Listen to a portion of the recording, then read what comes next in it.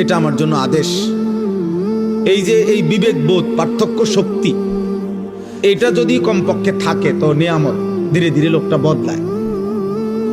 কিন্তু 30 বছর 40 বছর ধরে প্রতিদিন এক তালে মিথ্যা কথা বলতেছে, এটা কোন ধরনের পাপ? দেন এক নিয়মে এক ঢঙ্গে মিথ্যাই বলতেছে। আজকে 40 বছর ধরে সুদ খায়, এটা কেমন সুদ করে? আজকে 60 বছর ধরে প্রতিদিন গালি দেয় এক তালে, এটা বেটার কথা বললেই নিয়ম গালিলেন।